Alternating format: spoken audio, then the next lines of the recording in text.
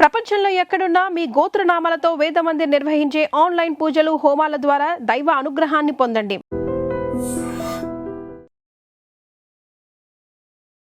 నాగుల పంచమి August 17వ తారీఖు వస్తుంది. మరి ఈ రోజు పాటించవలసిన నియమాలేంటి, ఆచరించాల్సిన విధి విధానాలేంటి మనకు తెలియజేయడానికి ప్రముఖ ఆస్ట్రాలజర్ బ్రహ్మశ్రీ నందిభట్ల గారు ఉన్నారు. నమస్తే గురుగారు.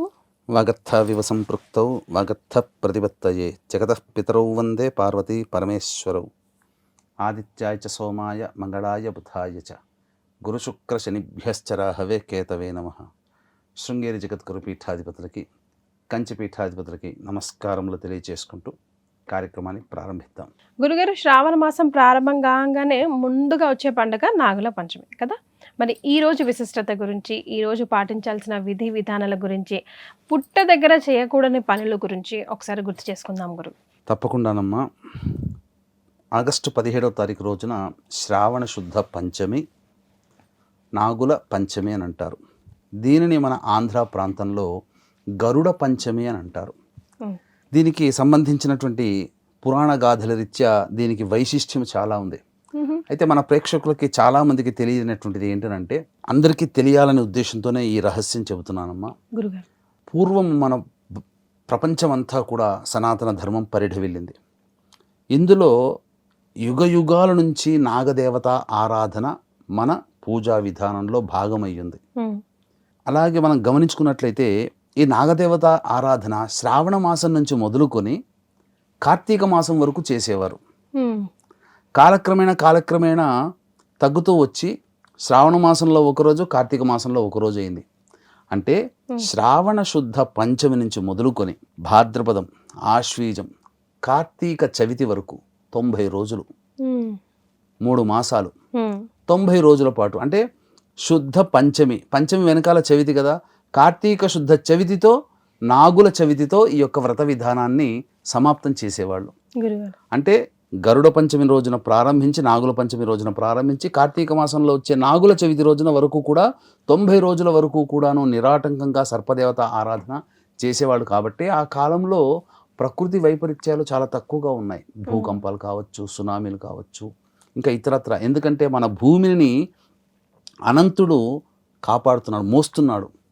కాబట్టి నాగదేవత ఆరాధన చేయడం వల్ల ఆ స్వామి ఆరాధన చేసినటువంటి ఫలితం కలుగుతుంది. అసలు ఎలా వచ్చింది ఈ నాగపంచమికి సంబంధించినటువంటి ఆరాధన విశేషము? అంతేకాకుండా వీక్షించేటువంటి ప్రేక్షకులు చాలా జాగ్రత్తగా కార్యక్రమాన్ని ఆసంతా వీక్షించండి. ఒక అద్భుతమైనటువంటి ఆశ్చర్యకరమైనటువంటి రహస్యము, అలభ్య పుణ్యతిథి కలిసినటువంటిది ఇందులో మీకు తెలియచేయడం జరుగుతుంది. ఆశాంతం వీక్షించే ప్రయత్నం చేయండి. పూర్వము మాళవ దేశంలో ఒక గౌడ బ్రాహ్మణుడు ఉండేవాడమ్మా. అతను వ్యవసాయం వృత్తి. ఒకప్పుడు బ్రాహ్మణులు అయినప్పటికీ కూడా అన్ని కులాల వాళ్ళు అన్ని వృత్తుల్లో ఉండేవాళ్ళు. సో అన్ని వృత్తులు చేయడానికి అవకాశం ఉండేది. చేసే వృత్తిని బట్టి కులంగా మారింది మనకు. అయితే వ్యవసాయం చేస్తున్నప్పుడు వర్షాకాలం ప్రారంభమవుతుంది కదా, అతను ఎటువంటి ఆచారాలు పాటించేవాడు కాదు. కాబట్టి దున్ని నాగలు దున్నుతూ ఉంటుంటే ఆ పొలంలో ఉన్నటువంటి కలుగులో ఉన్నటువంటి పాము పిల్లలు ఆ నాగలి చారుకు తగిలి చనిపోవడం జరిగింది. తర్వాత ఇంటికి అతను చూసుకోలేదు, ఇంటికి వచ్చేసేసాడు. ఆ నాగులు చనిపోయినటువంటి తల్లి వచ్చి చూసిన తర్వాత బోరున విలపిస్తూ వెతుక్కుంటూ వచ్చేసేసరికి ఆ యొక్క బ్రాహ్మణుడి ఇంటి దగ్గర ఆగడం, ఆ బ్రాహ్మణుడి నాగలికి పాము సంబంధించినటువంటి రక్తమరకల జీరలు కనబడడం, ఇతనే చంపాడని చెప్పేసి అతని కుటుంబాన్ని మొత్తాన్ని కూడాను పాము కాటుతో సంహరిస్తుంది. తర్వాత శత్రుశేషం ఉండకూడదని చెప్పి ఆ గౌడ బ్రాహ్మణుడికి ఉన్నటువంటి కూతురు దగ్గర ప్రాంతంలోనే అమ్మాయికి ఇచ్చి వివాహం చేశాడు. ఆ అమ్మాయి ఇంటికి వెళ్ళింది ఆ అమ్మాయిని చంపుదామని, శత్రుశేషం ఉండకూడదని. ఆ నాగుపాము ఉన్నప్పుడు అక్కడ ఆ అమ్మాయి నాగదేవత ఆరాధన ఇల్లంతా కూడాను అలికి నాగదేవత ఆరాధన చేసి, నాగపంచమి ఆ రోజే కదా, ఆ రోజే చంపడం జరిగింది. ఆ రోజే నాగుపాము చూసి ఆ గౌడ బ్రాహ్మణుడు ఆ బ్రాహ్మణుల పిల్లలందరినీ సంహరించడం జరిగింది.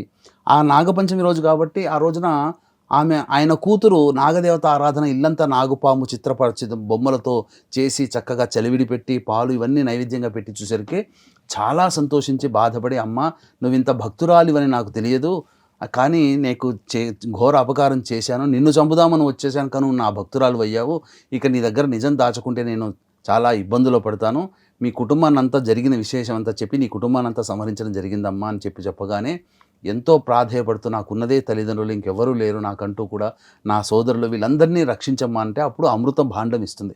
ఈ అమృత భాండంలో ఉన్నటువంటి అమృతాన్ని చనిపోయిన వాళ్ళ కళేబరం మీద చిలకరించమ్మా, వాళ్ళు పునరుజ్జీవితులు అవుతారు అనగానే చక్కగా ఇంటికి వెళుతుంది.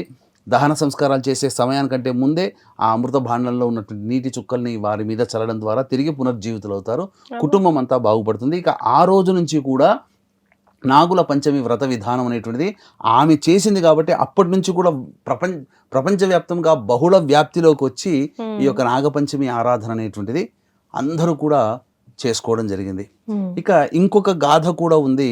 వీక్షించేటువంటి ప్రేక్షకులు కూడా 17వ తారీఖు సోమవారము నాగుల పంచమి అద్భుతమైనటువంటి రోజు. శ్రావణ సోమవారం చాలా మహిమాన్వితమైనటువంటి రోజు. దీన్ని దృష్టిలో పెట్టుకొని మన పీఠమాధ్వర్యంలో మీ జాతకరీత్యా కలుగు విద్య, వివాహ, ఉద్యోగ, దాంపత్య, అనారోగ్య సమస్యల నివారణకి సర్వదోష నివారణ పూజలు, హోమాలు, అలాగే ప్రస్తుతం గ్రహణం ఏర్పడినటువంటి కారణం చేత మేష, మిథున, కర్కాటక, సింహ, తుల, వృశ్చిక, ధనస్సు, మకర, మీన రాశిలో జన్మించిన వారికి సూర్యగ్రహణ దోష నివారణ పూజలతో పాటుగా శని ప్రస్తుతం 12 రాశుల వారికి సమస్యాత్మకంగా ఉన్నాడు కాబట్టి శని దోష నివారణ పూజలు, హోమాలు జరిపించి పూజ చేసిన కరుంగలి మాల ఇవ్వడం జరుగుతుంది. అవకాశం ఉన్నటువంటి వారు స్క్రీన్పై కనిపిస్తున్న నెంబర్కి కాంటాక్ట్ చేసి మీ గోత్రనామాదులు నమోదు చేసుకోవచ్చు.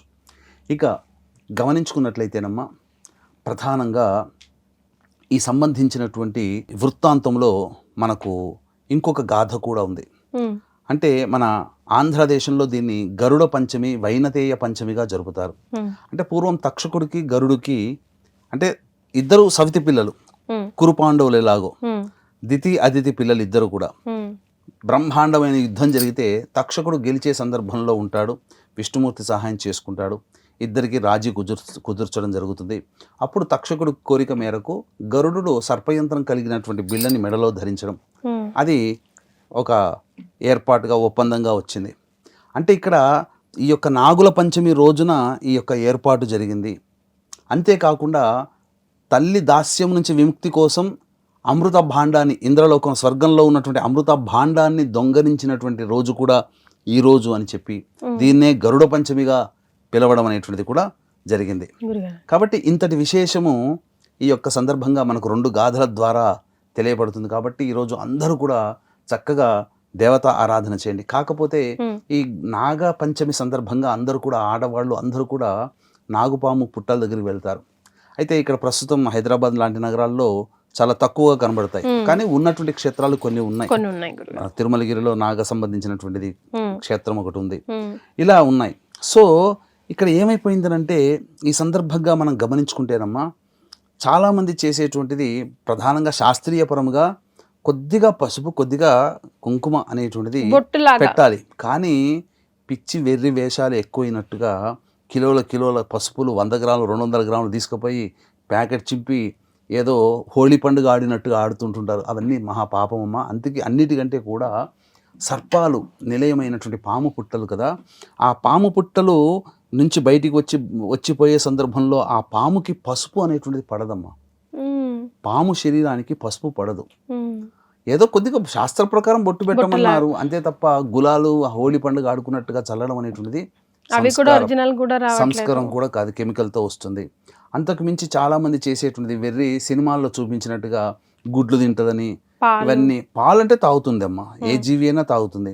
గుడ్లు పెట్టడం ఇటువంటివి కాదమ్మా, చలివిడి నైవేద్యంగా పెట్టాలి. ఇంకా చెప్పాలి అని అంటే కొత్తగా వివాహమైనటువంటి అమ్మాయిలు, వివాహమై 7 ఏళ్ళు గడుస్తున్న సంతానం కలిగినటువంటి అమ్మాయిలు 21 మార్లు మానసాదేవి నమః మానసాదేవి నమః అంటూనైనా, శరణ భవాయ నమః శరణ భవాయ నమః అంటూ అయినా కానీ ఆ యొక్క 21 మార్లు ప్రదక్షిణ చేసి ఆ పుట్ట దగ్గర ఉన్నటువంటి మట్టిని తీసుకొని బొట్టుగా పెట్టుకుని ఉంటే ఆ గర్భదోషాలు తొలగిపోతాయని చెప్పి, అంతేకాకుండా ఆ స్వచ్ఛమైన ఆవు పాలు పోయాలి తప్ప బర్రె పాలు తీసుకొచ్చి పోయడం కాదమ్మా. స్వచ్ఛమైన ఆవు పాలు పోస్తే ఆ ఆవు పాలకి ఆ పుట్టలో ఉన్నటువంటి మట్టికి కలిసి తడిచిన తర్వాత ఒక కెమికల్ రియాక్షన్ జరుగుతుంది. దాని నుంచి కొన్ని వాయువులు ఉత్పత్తి అవుతాయి. ఆ పాము పుట్టలో ఉన్నటువంటి మట్టి తడిచి వాయువులు ఉత్పత్తి. ఇప్పుడు వర్షం పడింది అనుకో మట్టి మీద, మట్టి వాసన వస్తుంది కదా, వస్తుంది గురుగారు. అట్లాగే ఆ విధంగా పాము పుట్టలో ఆవు పాలు స్వచ్ఛమైనవి కొద్దిగా పోయాలి, అంతే తప్ప లీటర్లు గుమ్మరిచ్చిపోయకూడదు.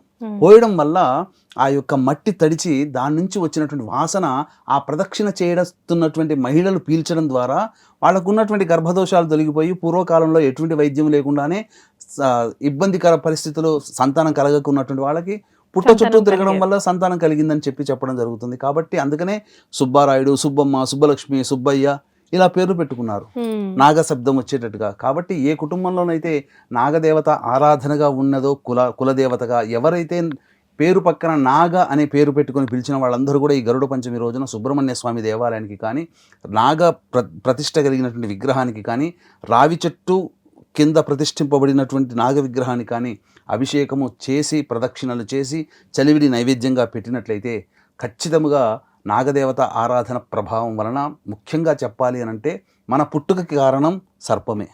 ఎందుకనంటే పురుషుడి యొక్క కణము సర్పాకారంగా కదులుతూనే ఉంటుంది, అంతే తప్ప స్ట్రైట్గానో ప్రవహించదు కదా మనం చూసినట్లయితే టెలిస్కోప్లో.